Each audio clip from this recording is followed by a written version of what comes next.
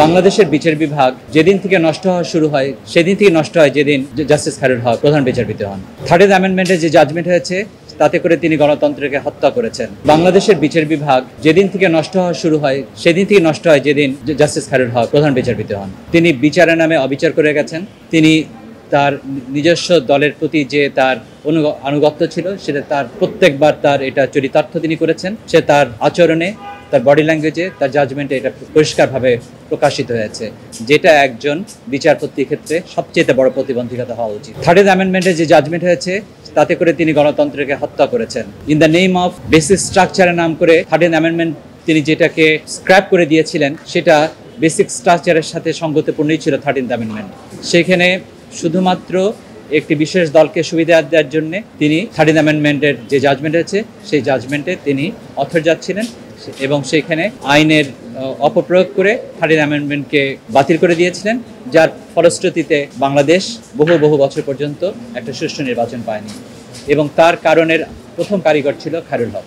তার সবচেয়ে বেশি বড় অন্যায় যেটা ছিল যে তার দল, একটা বিশেষ দল, সেই বিশেষ দলের সমর্থক, বিশেষ দলের যারা কর্মী, তাদের প্রতি তার অসাধারণ আনুগত্য এবং তার বিচার কার্য সেটা বারবার প্রকাশিত হয়েছে।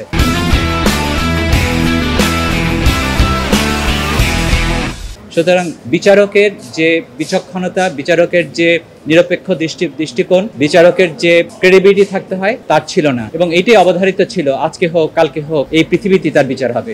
সুতরাং তাকে বিচারের সম্মুখীন হতে হচ্ছে, এটাই স্বাভাবিক। আমাকে যেটা বলা হলো যে তাকে কিভাবে ট্রিটমেন্ট করা হবে, হ্যাঁ, এটা শুধু খায়রুল হকের জন্য না, প্রত্যেকটা নাগরিকের সুষ্ঠু বিচার পাওয়ার অধিকার আছে। তিনি সুষ্ঠু বিচার পাওয়ার তিনি হকদার, তিনি পেতেই পারেন। সুতরাং সেখানে আইনের মতোই চলবে, এবং আমি মনে করি যে যেভাবে সুষ্ঠু আইন প্রয়োগ করে তার বিচার প্রক্রিয়া চালানো যায় সেভাবেই তার বিচার কার্য চলবে। জুডিশিয়াল কাউন্সিলের কোনো বিষয় নেই, because he is now A normal citizen. তার কৃতকর্মের যদি কোনো অপরাধ হয়ে থাকে he will be subjected to prosecution।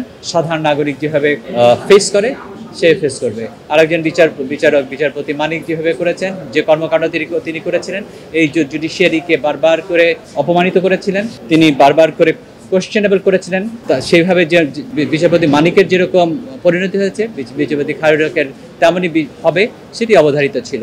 সুতরাং this is a lesson for future জাজেস, যে যখন এই ওথ নিয়েছে তার ওথের প্রতিজ্ঞাটা যেন সংহত রাখা হয়, কনস্টিটিউশনের প্রতি তার শ্রদ্ধাবোধ থাকে, সৃষ্টিকর্তার প্রতি তার যে কমিটমেন্ট আছে সেটা যেন বাস্তবায়িত হয়। এটা আমাদের যারা ভবিষ্যতে জাজ হবে, বর্তমানে জাজ আছে, প্রত্যেকের জন্য একটা শিক্ষা।